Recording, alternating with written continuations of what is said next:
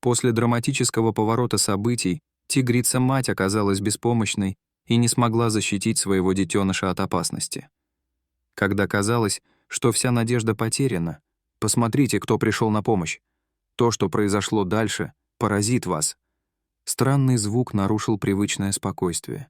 Приглушенный, отчаянный крик, который, казалось, доносился откуда-то из глубины леса. Этот звук не был похож ни на что, что Глеб слышал раньше. В нем была навязчивая смесь тревоги и отчаяния. Глеб приостановил свой обычный обход местности и наклонил голову, пытаясь определить направление звука. Казалось, что он исходит из-за старого искривленного дерева на краю заболоченного участка. С каждым мгновением крики становились все громче и отчаяннее. Движимый смесью любопытства и беспокойства, Глеб отложил в сторону свое снаряжение и поспешил к источнику звука. Его сердце колотилось от страха и решимости. По мере приближения к дереву подлесок редел, а крики становились все отчетливее и пронзительнее. Продираясь сквозь последние заросли, Глеб наткнулся на сцену, которая глубоко поразила его. Там, на небольшой затопленной поляне, молодой тигренок барахтался в воде, и его попытки удержаться на плаву становились все слабее с каждой секундой. Глаза тигренка наполнились паникой, когда он забился в мутной воде, явно находясь на грани утопления. Глеб замер. Он знал, что тигры опасны, особенно когда ранены или напуганы, и что они превосходно плавают. Глеб задумался, где же его мать, и внимательно огляделся, выискивая какие-либо признаки присутствия тигрицы. Когда его глаза привыкли к тусклому свету, проникавшему сквозь кроны деревьев, он заметил блеск металла. Подойдя ближе, он обнаружил тигрицу-мать. Ее нога запуталась в браконьерской цепи, которая была закреплена на крепком дереве. Ее глаза были расширены от паники и боли, когда она пыталась вырваться. Ее попытки добраться до своего утопающего детеныша сводились на нет жестоким удержанием. Сердце Глеба упало, когда он увидел эту сцену. Мать была поймана в ловушку, не в силах помочь своему детенышу, и теперь ее рев был полон тревоги. Мужчина понял, что от него зависит жизнь детеныша, и ему нужно было действовать быстро. Не теряя времени, Глеб осторожно приблизился к кромке воды. Он снял обувь и закатал рукава, готовясь войти в мутную воду. Сердце бешено колотилось, когда он ступил в холодную и листую воду. От каждого шага по его ноге пробегала дрожь. Вода была глубже, чем казалось. Она пропитала его одежду и холодила кожу. Но он не мог оторвать взгляда от барахтающегося детеныша. Медленно протянув руку, Глеб попытался успокоить перепуганного тигренка нежным голосом. «Все в порядке, малыш», — пробормотал он. Детеныш, почувствовав присутствие спасителя, казалось, немного успокоился. Его неистовые движения прекратились, когда Глеб подошел ближе. Наконец, оказавшись на расстоянии вытянутой руки, Глеб опустил руки под воду и осторожно поднял тигренка. Молодой тигр был на удивление легким, его тельце дрожало от холода. Мужчина отнес его обратно на берег, крепко прижимая к груди, чтобы согреть и успокоить. Зная, что он не может оставить мать в таком состоянии, Глеб осторожно приблизился к ней. Он осмотрел цепь, обдумывая, как ему освободить ее, не причинив дополнительных страданий. Но прежде чем он успел попытаться освободить тигрицу, Глеб услышал хруст снега и приближающийся тихий гул голосов. Его сердце упало, когда он понял, что браконьеры возвращаются, возможно, чтобы проверить расставленную ими ловушку. Он быстро оценил обстановку, подыскивая место, где можно было бы спрятать детеныша. Срочность ситуации требовала быстрых и решительных действий. Глеб осторожно поместил детеныша в густые заросли, убедившись, что он хорошо скрыт от случайных взглядов. Затем он занял позицию, откуда мог наблюдать за приближающимися людьми, оставаясь незамеченным. Со своего наблюдательного пункта он увидел двух мужчин в грязной и поношенной одежде, с винтовками и набором капканов и цепей на плечах. Они разговаривали тихими, грубыми голосами, время от времени смеясь, явно не подозревая о присутствии спасателя. Когда браконьеры приблизились к дереву, к которому была прикована тигрица, их разговор стал слышен. «Сначала проверьте этого тигра», — приказал один из браконьеров, указывая на несчастное животное. «За эту шкуру можно получить хорошую цену». Глеб сжал кулаки. Его кровь закипела от небрежной жестокости их слов. Он знал, что должен сохранять спокойствие и мыслить стратегически. Прямой конфликт может быть опасным не только для него, но и для тигров. Вместо этого он внимательно наблюдал за их передвижениями, ожидая возможности действовать, не подвергая животных или себя еще большему риску.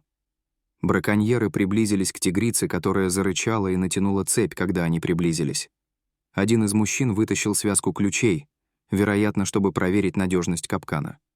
Увидев это, Глеб понял, что у него может появиться небольшая возможность использовать инструменты браконьеров против них самих, если ему удастся отвлечь их.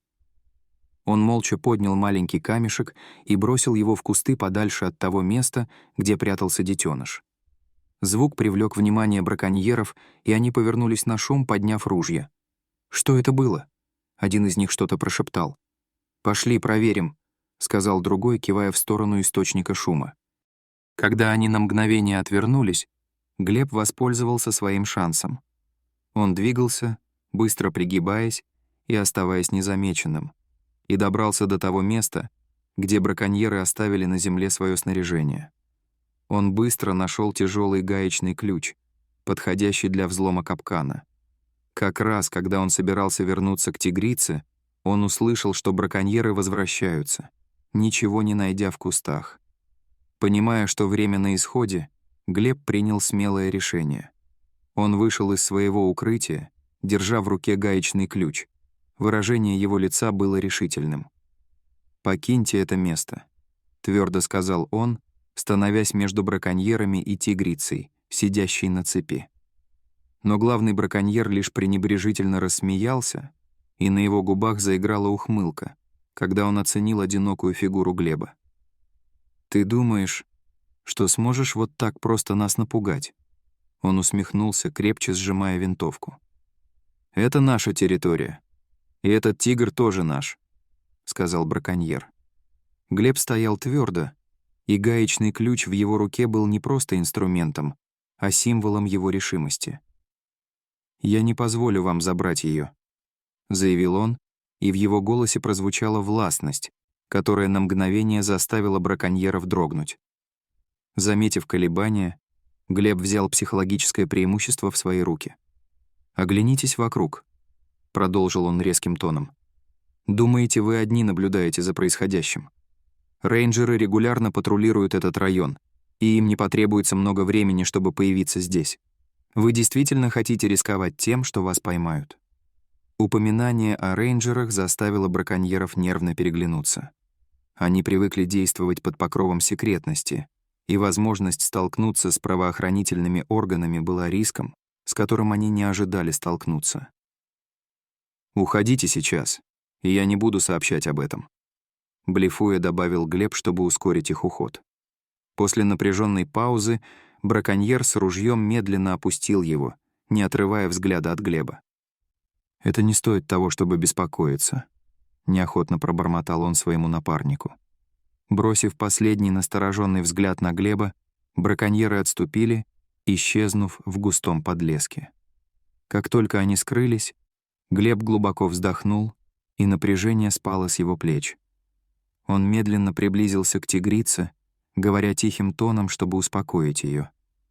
Осторожными движениями он расстегнул цепь, которой она была скована, и когда она со звоном упала на землю, ее мышцы заметно расслабились. Тигрица осторожно шагнула вперед, принюхиваясь к воздуху и вновь обретенной свободе.